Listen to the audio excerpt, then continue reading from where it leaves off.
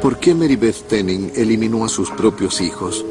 Reveló un extraño patrón de conducta que los médicos llaman síndrome de Munchausen. Se produce cuando a padres o tutores les gusta llamar la atención de otros. Para Tenning pudo ser un trágico afán de lograr que la apreciaran, como tanto ansiaba.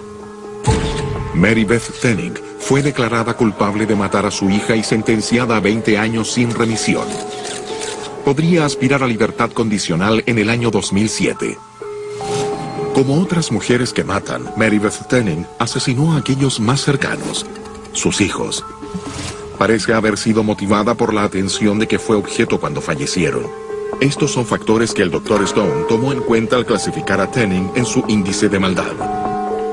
Debido a que mató solo a algunos de sus hijos, aparentemente para llamar la atención, la incluí en el nivel 7 de mi escala. Asesinos muy egocéntricos que matan a seres queridos por razones narcisistas.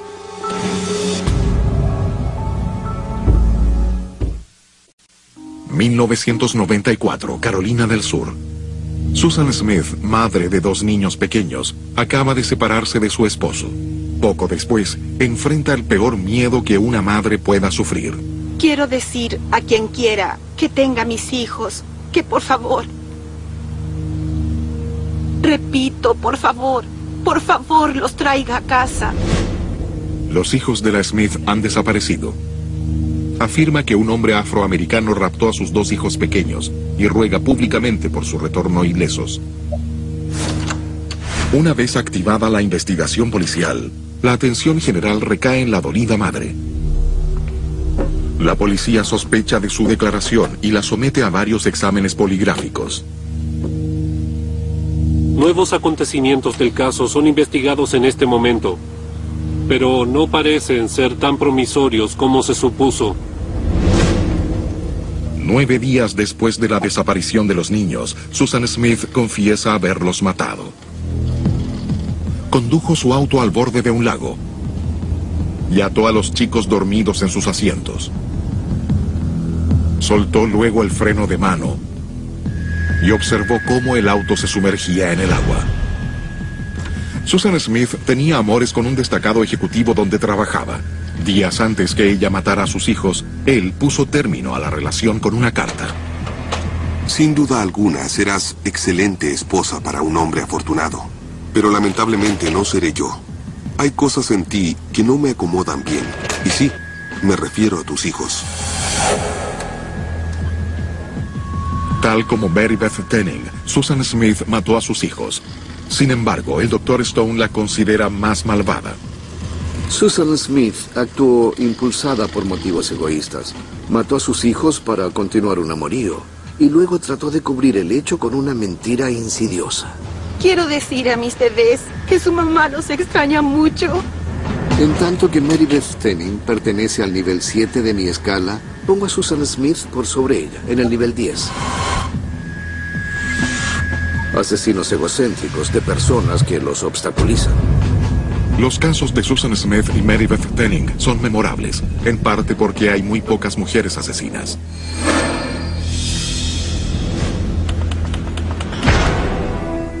¿Por qué las mujeres son menos violentas que los hombres?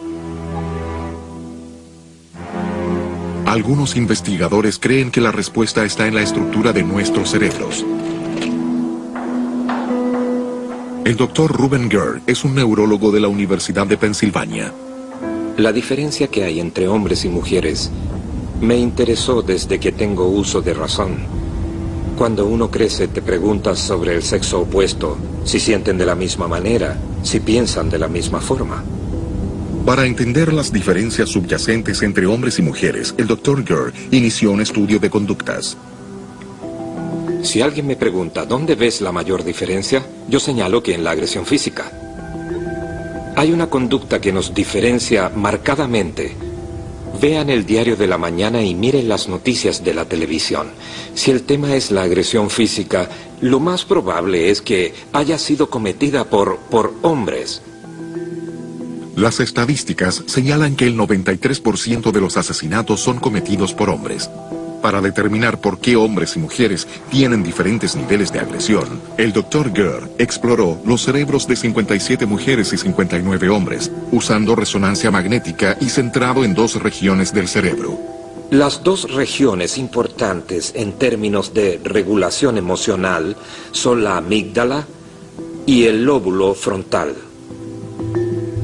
Son las zonas responsables de controlar emociones. La amígdala es una parte del tálamo ultrasensible a la amenaza.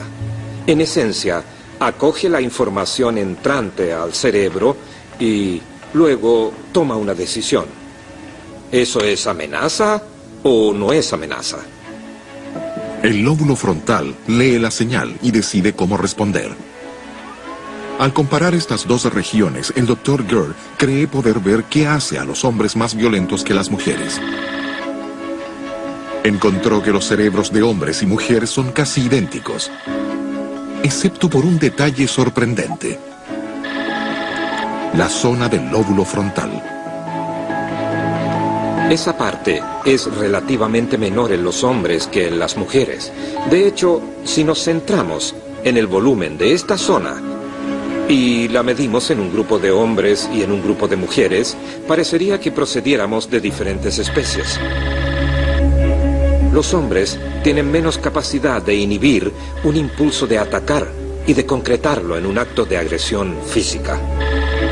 Debido a que las mujeres tienen lóbulos frontales más amplios, el Dr. Gurr cree que son más capaces de controlar la agresividad que los hombres.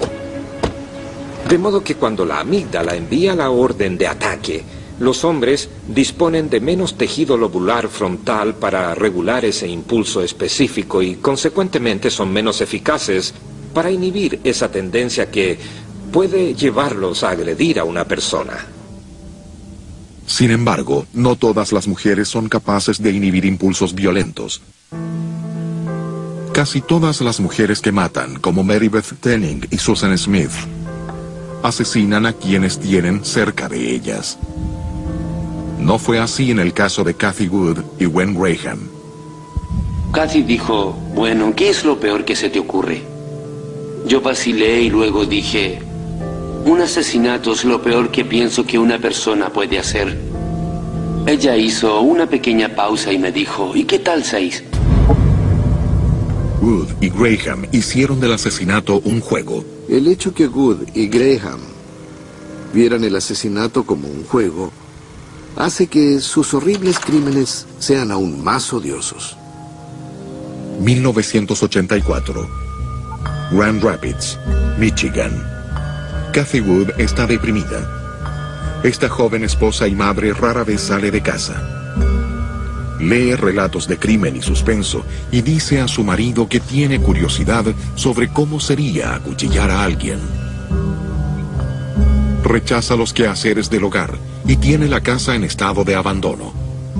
El matrimonio comienza a sufrir. Pero se produce un cambio.